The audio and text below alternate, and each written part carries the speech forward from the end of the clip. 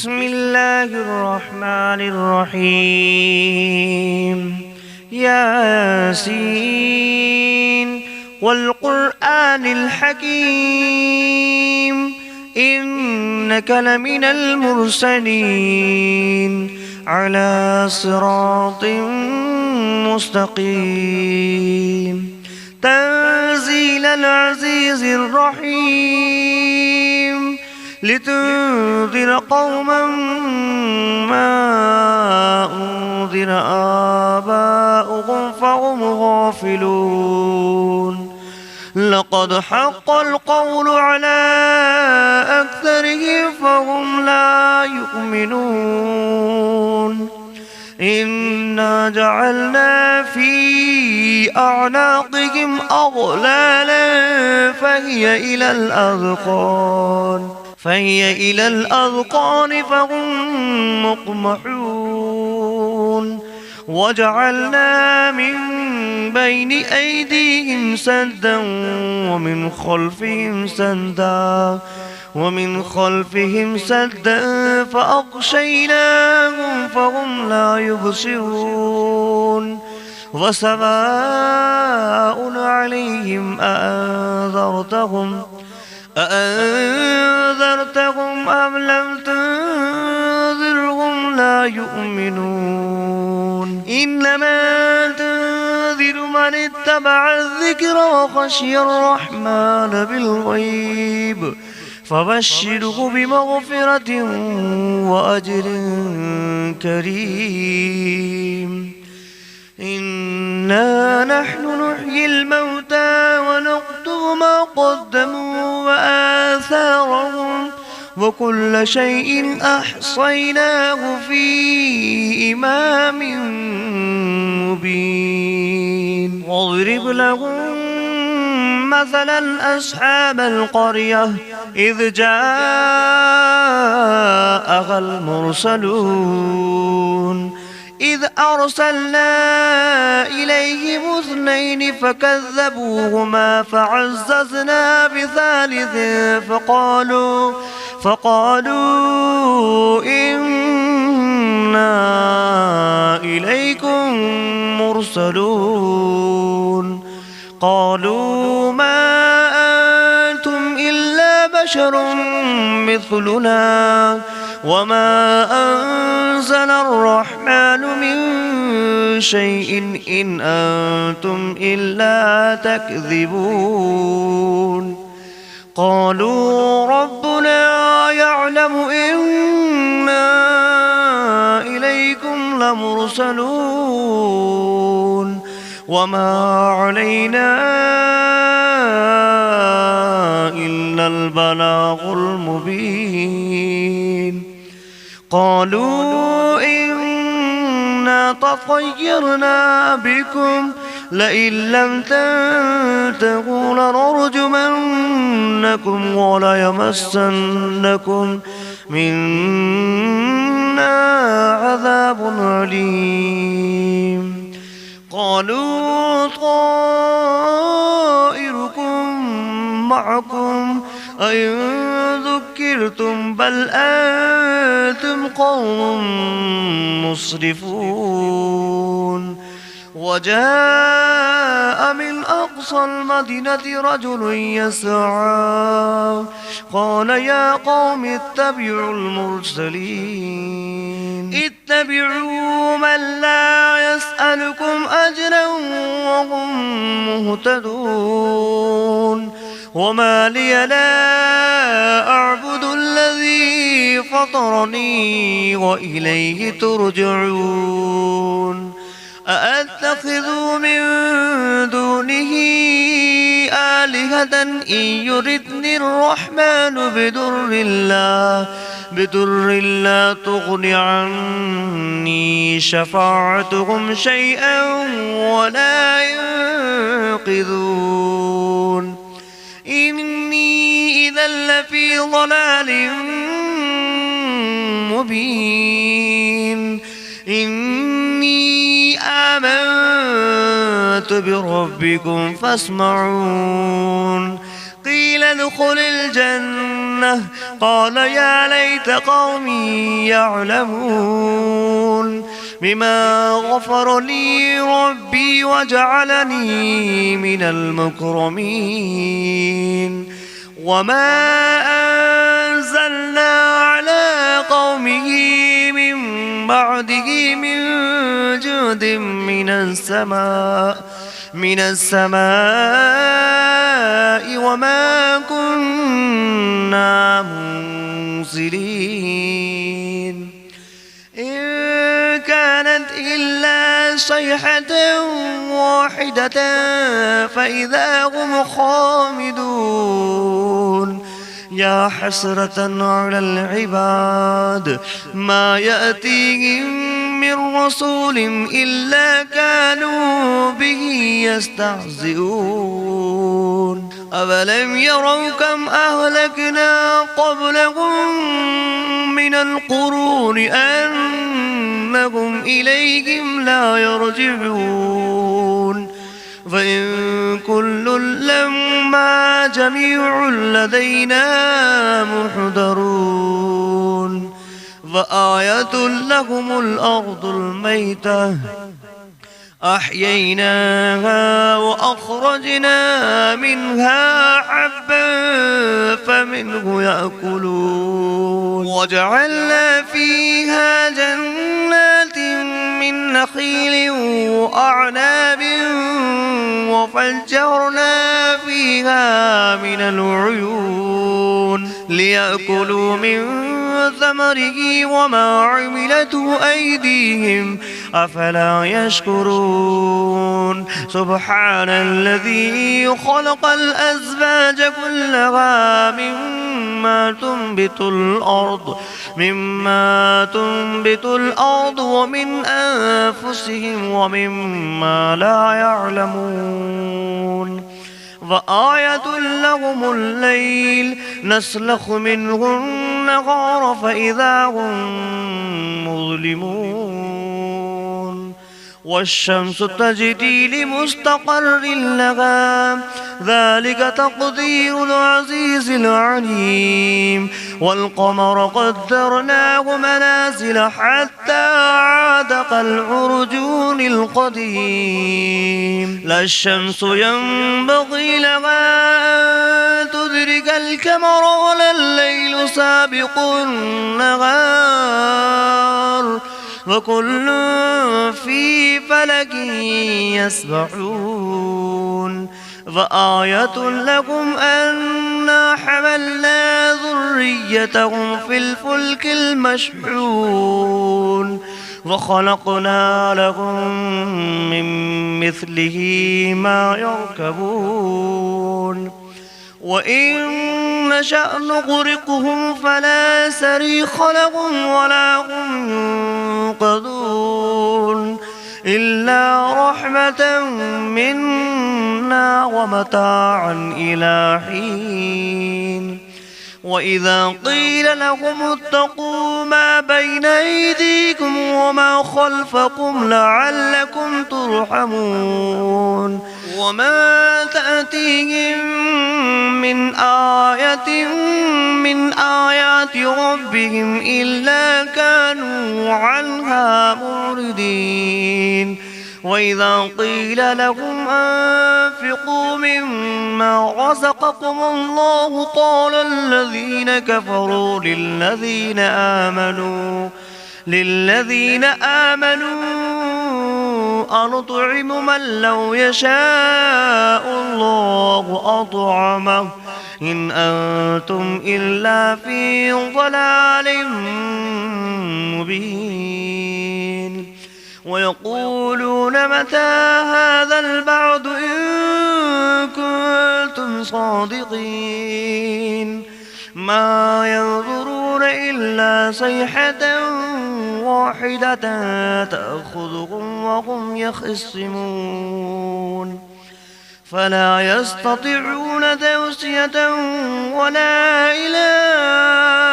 أهلهم يرجعون ونفخ في الصور فإذا هم من الأجداث إلى ربهم ينسلون قالوا يا ويلنا من بعثنا من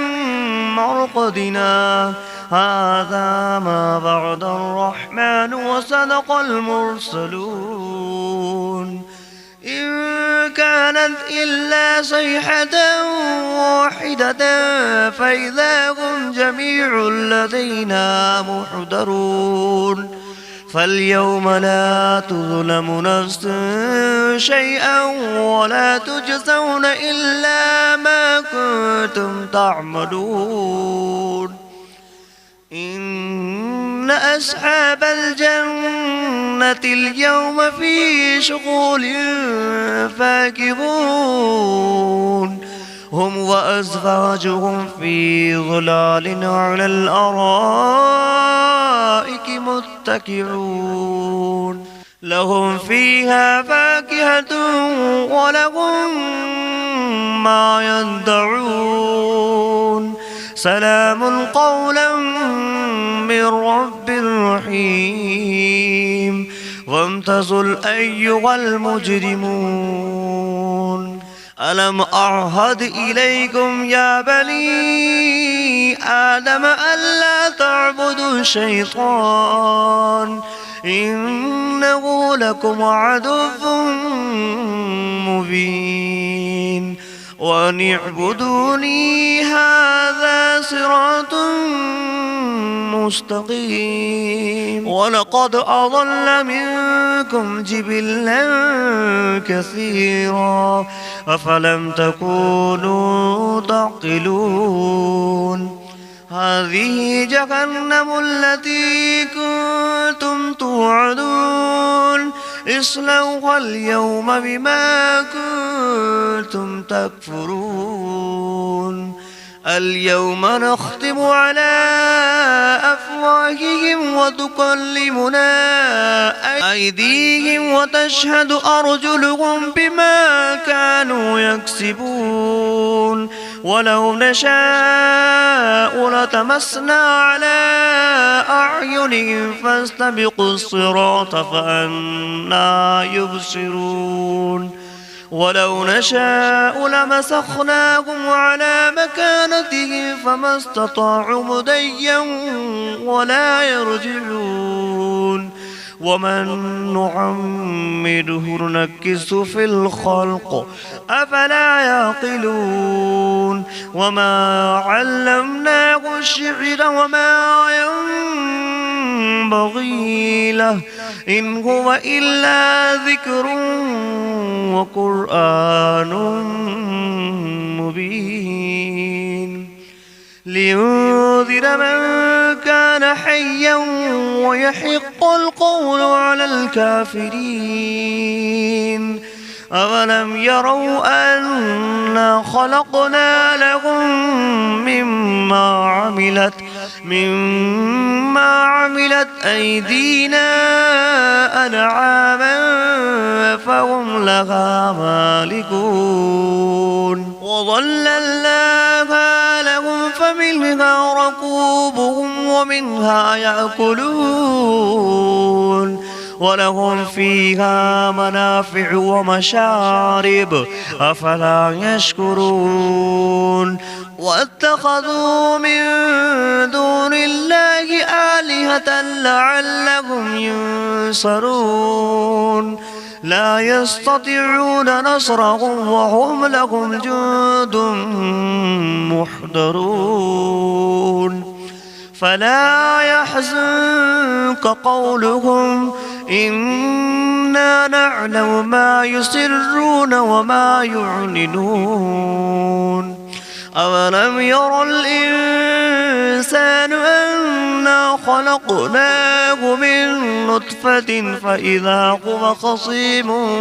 مبين وضرب لنا مثلا ونسي خلقه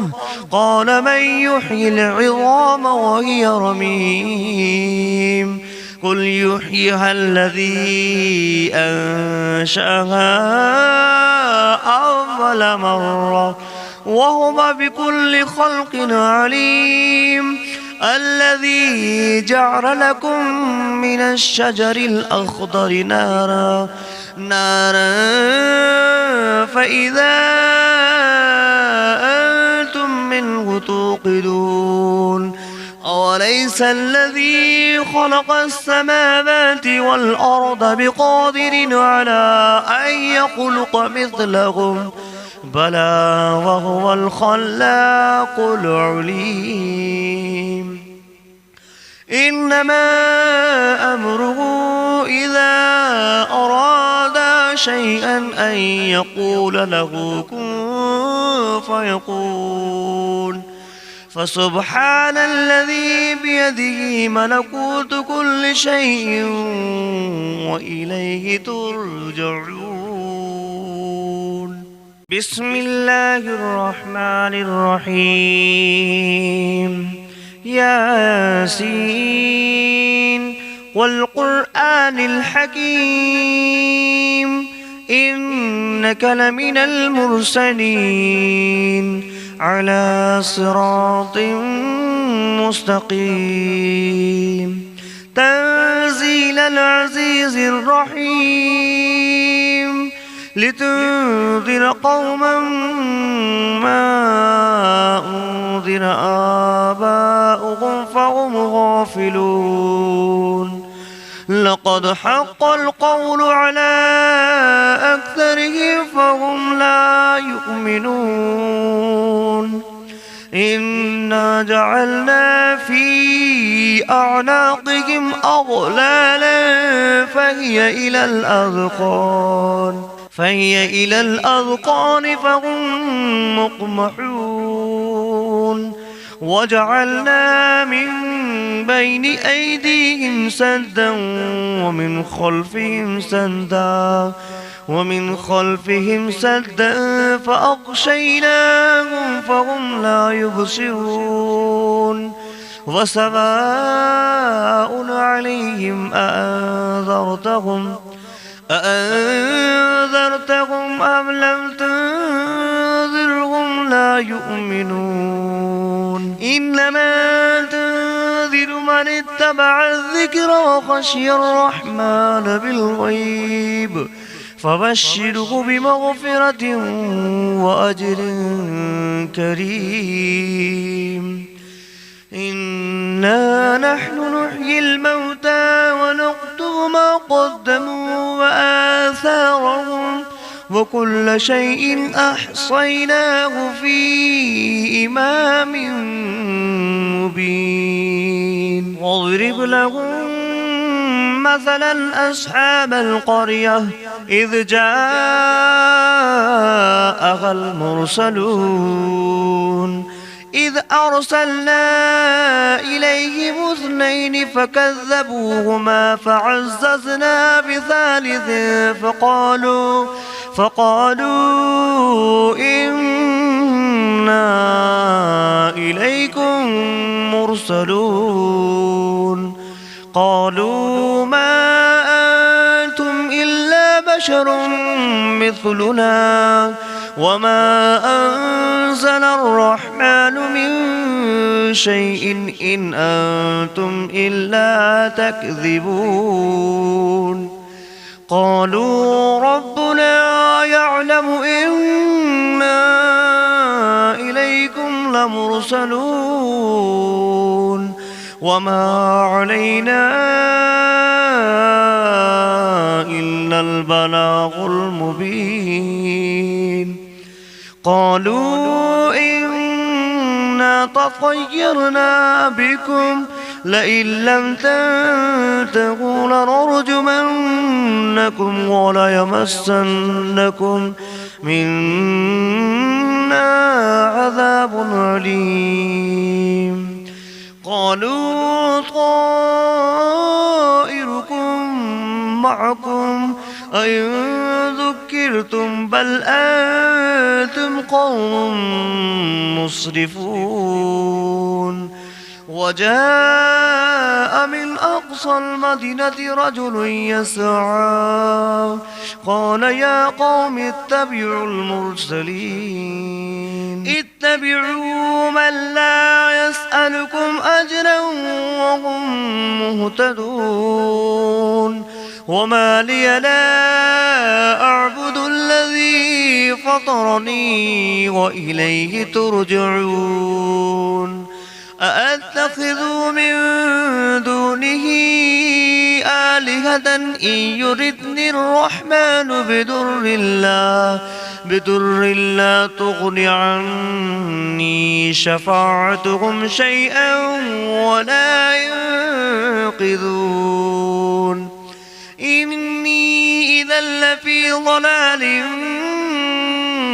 مبين إني آمنت بربكم فاسمعون قيل ادخل الجنة قال يا ليت قومي يعلمون بما غفر لي ربي وجعلني من المكرمين وما أنزلنا على قومه من بعده من جود من السماء وما كنا منزلين إن كانت إلا صيحة واحدة فإذا هم خامدون يا حسرة على العباد ما يأتيهم من رسول إلا كانوا به يستهزئون أولم يروا كم أهلكنا قبلهم من القرون أنهم إليهم لا يرجعون فإن كل لما جميع لدينا محضرون فآية لهم الأرض الميتة أحييناها وأخرجنا منها حبا فمنه يأكلون وجعلنا فيها جنات من نخيل وأعناب وفجرنا فيها من العيون ليأكلوا من ثمره وما عملته أيديهم أفلا يشكرون سبحان الذي خلق الأزواج كلها مما تنبت الأرض ومن أنفسهم ومما لا يعلمون وآية لهم الليل نسلخ منه النهار فإذا هم مظلمون والشمس تجري لمستقر لها ذلك تقدير العزيز العليم والقمر قدرناه منازل حتى عاد كالعرجون القديم لا الشمس ينبغي لها أن تدرك القمر ولا الليل سابق النهار وكل في فلك يسبحون فآية لكم أنا حملنا ذريتهم في الفلك المشحون وخلقنا لهم من مثله ما يركبون وإن نشأ نغرقهم فلا صريخ لهم ولا هم ينقذون إلا رحمة منا ومتاعا إلى حين وإذا قيل لهم اتقوا ما بين أيديكم وما خلفكم لعلكم ترحمون وما تأتيهم من آية من آيات ربهم إلا كانوا عنها معرضين وإذا قيل لهم أنفقوا مما رزقكم الله قال الذين كفروا للذين آمنوا أنطعم من لو يشاء الله أطعمه إن أنتم إلا في ضلال مبين ويقولون متى هذا البعد إن كنتم صادقين ما ينظرون إلا صيحة واحدة تأخذهم وهم يخصمون فلا يستطيعون توصية ولا إلى أهلهم يرجعون ونفخ في الصور فإذا هم من الأجداث إلى ربهم ينسلون قالوا يا ويلنا من بعثنا من مرقدنا هذا ما بعد الرحمن وصدق المرسلون إن كانت إلا صيحة واحدة فإذا هم جميع لدينا محضرون فاليوم لا تظلم نفس شيئا ولا تجزون إلا ما كنتم تعملون إن أصحاب الجنة اليوم في شغل فاكهون هم وأزواجهم في ظلال على الأرائك متكئون لهم فيها فاكهة ولهم ما يدعون سلام قولا من رب رحيم وامتازوا أيها المجرمون ألم أعهد إليكم يا بني آدم ألا تعبدوا الشيطان إنه لكم عدو مبين وأن اعبدوني هذا صراط مستقيم ولقد أضل منكم جبلا كثيرا أفلم تكونوا تعقلون هذه جهنم التي كنتم توعدون اصلوها اليوم بما كنتم تكفرون اليوم نختم على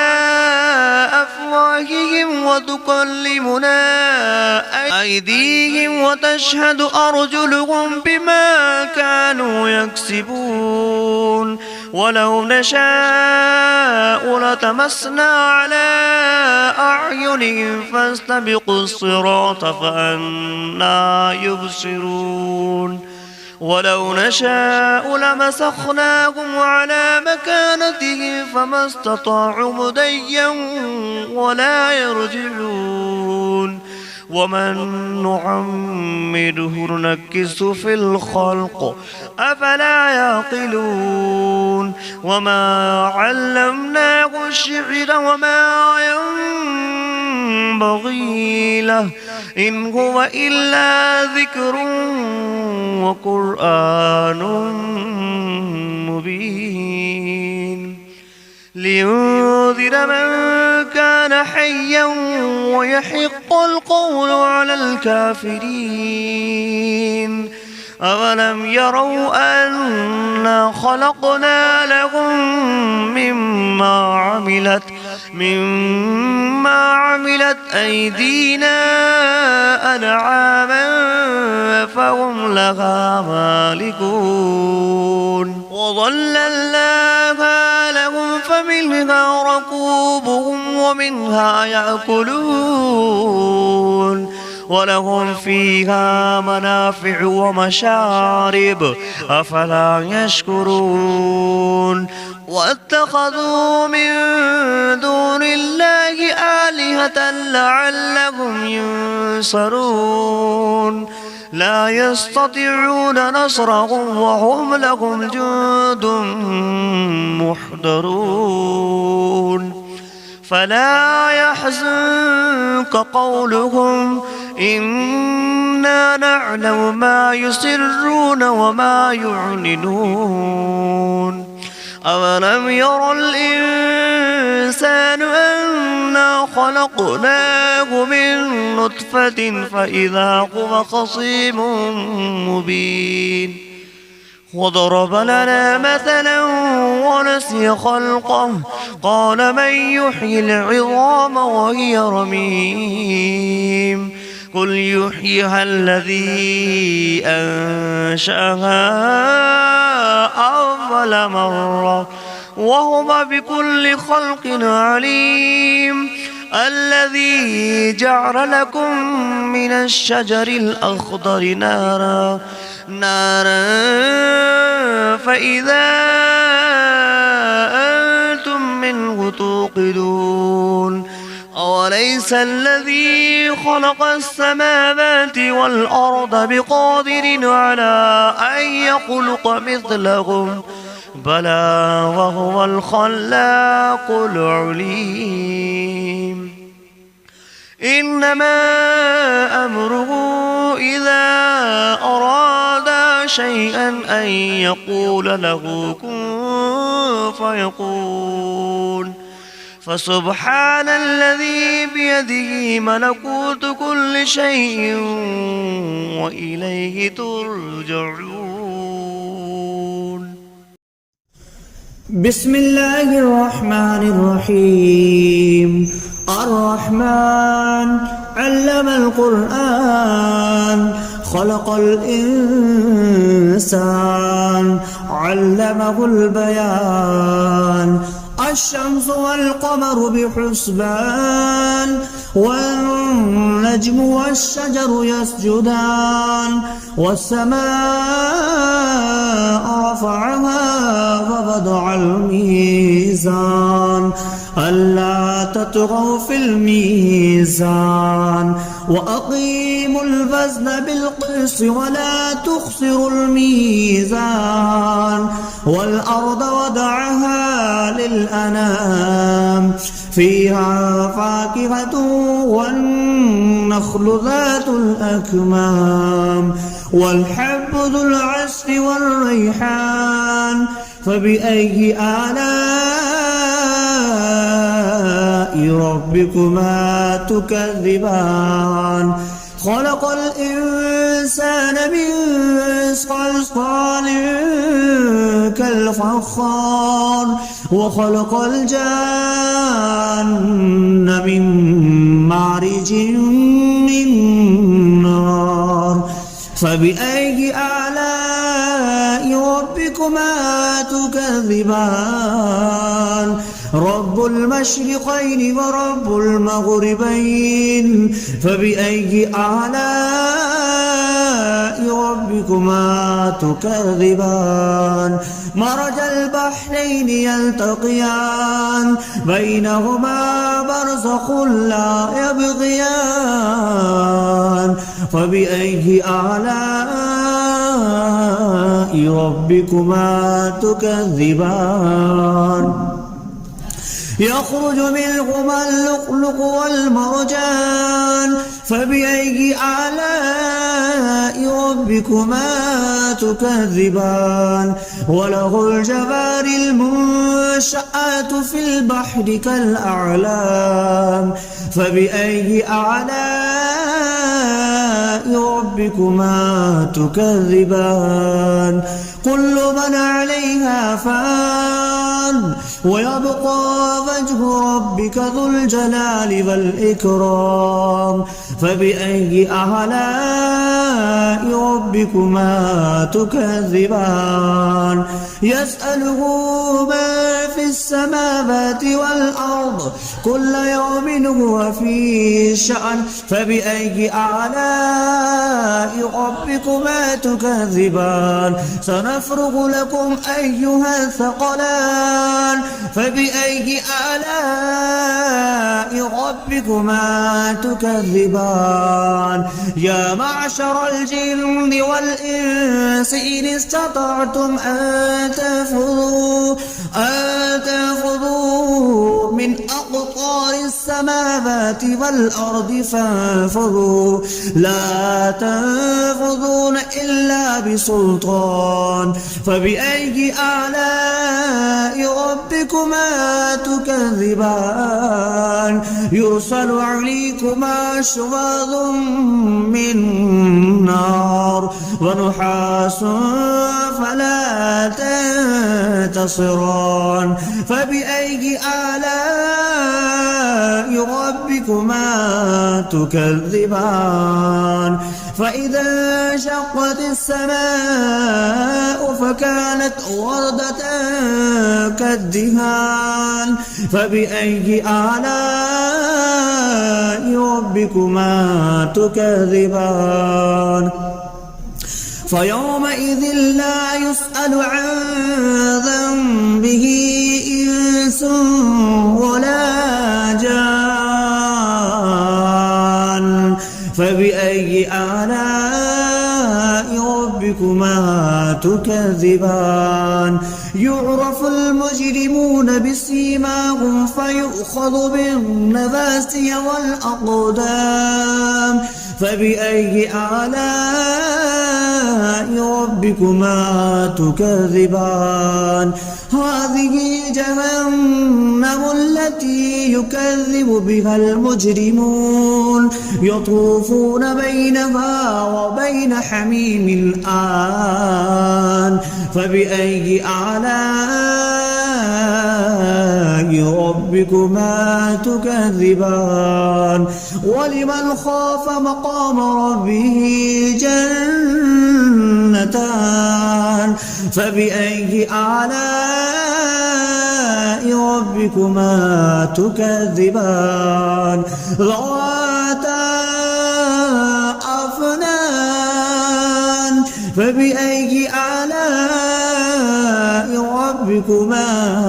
تكذبان فيهما عينان تجريان فبأي آلاء ربكما تكذبان فيهما من كل فاكهة زوجان فبأي آلاء ربكما تكذبان متكئين على فرش بطائنها من استبرق وجنى الجنتين دان فبأي آلاء ربكما تكذبان فيهن قاصرات الطرف لم يطمثهن إنس قبلهم ولا جان فبأي آلاء ربكما تكذبان